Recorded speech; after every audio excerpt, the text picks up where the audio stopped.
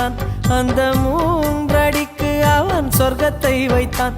பின்பு 4 அடிக்கும் மிச்சம் 5 அடிக்கும் பிரம்மன் வானில